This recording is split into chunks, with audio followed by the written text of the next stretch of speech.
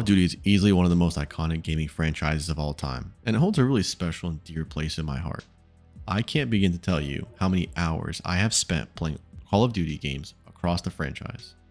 But I'd be lying if I didn't say that I've been really disappointed by Call of Duty as of late, and it really started with Black Ops 4 and the decision to not include a story whatsoever.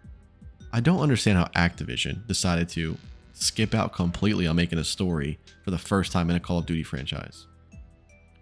Showing my age here, I can remember back during the glory days of Call of Duty around Modern Warfare 2, you had iconic characters and fun, action-packed storytelling.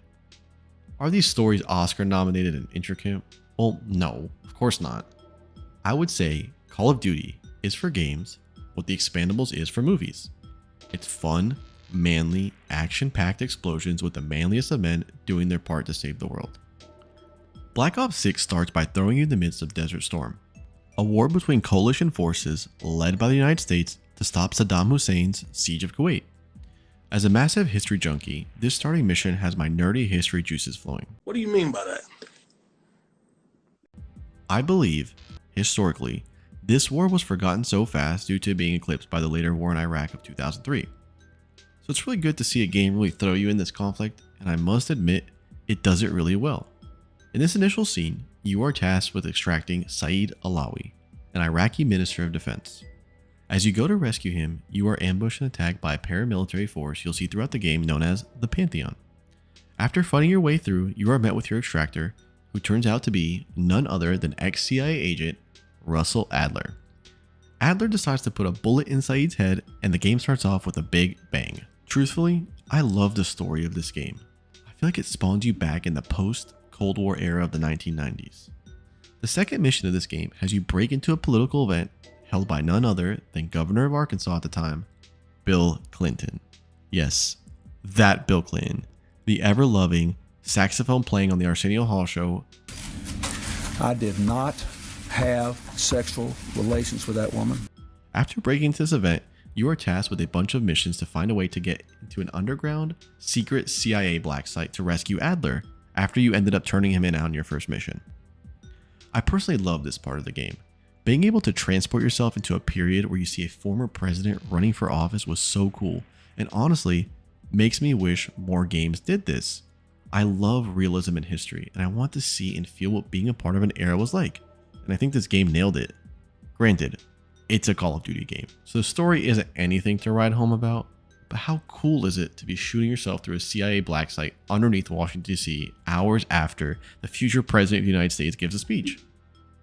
After making your way through and escaping the Washington DC black site with Adler, you make your way to the other side of the world to an abandoned KGB safe house in Bulgaria. This is the hub from where the game allows you to select missions, upgrade your weapons, upgrade your perks, or even do some cool exploring and hunting for secrets. Your next mission, if you choose to accept it, has you tasked with assaulting one of Saddam's old palaces in Iraq. Fun fact, did you know that Saddam owned over 100 palaces, many of which he never stepped foot in? It's kind of crazy. Before you're able to assault this palace, your SAS friends request that you take out 3 surface-to-air missile or SAM sites. For me, this is easily the most confusing part of the game. You're given a military jeep to roam around the Iraqi desert to find these sites that are marked on your map. For me, there's nothing that just irks me more than when games that are not open world decide to throw a random open world element to it. This part's extremely half-baked, and the desert roaming does a good job of being, well, an empty, lifeless desert. So I guess they kind of succeeded in that. This part was just unnecessary and could have easily been skipped. Taking out the SAM sites, you assault Saddam's palace and find the Cradle, a biological weapon that makes the user lose control and start seeing everyone as zombies. While in this raid, you start killing everyone around you. Finding this canister of the Cradle biological weapon, it leads you on a journey to find the Pantheon's head scientist. Entering a biolab, you accidentally inhale some of the Cradle, and this is honestly where a lot of the fun begins. You go on a zombies-like journey battling zombies and bosses to find 4 key cards allowing you to regroup with your team. This part is extremely fun and honestly it is pretty scary. It really does play with your emotions and fears. This is what the game should honestly focus on more instead of trying to throw open world elements at you like it did in the Iraqi desert. From here, you partake in a couple more missions. I'm not going to spoil everything for you. This is a review channel, not a spoiler channel. You find out that the Pantheon's motive is to launch this cradle in a false flag attack on the Capitol building for the sole purpose of replacing the current director of CIA, Livingston, with Harrow, a double agent that is working on behalf of the Pantheon while tricking the CIA. Again, I don't know what's up with these games these days. There's got to be an easier way to infiltrate the CIA than creating a biological weapon, creating a terrorist group, and placing said biological weapon in Washington, D.C., out of all places in the world, one of the most highly guarded places in the world. But we're going to skip these little minor details, and we're going to get back to what I think about this game. Honestly, this game is a good old-fashioned run and gun fun, game. The story does enough to keep you entertained and going along for the ride, but it's not overly intricate, and it's honestly pretty predictable. This is one of those games you play one time and you kind of forget about, really. But I would honestly recommend playing it if you have time to kill and need some good old-fashioned run and gunning. Take your mind off your daily grind. Where I think this game honestly falls flat, it's honestly very short. I was able to beat this in about 4 hours, and that wasn't even with me going against the grain. I was kind of exploring the Iraqi desert a little bit more than most people would, and I was kind of looking at, see if I could find little secrets that were kind of sprinkled around.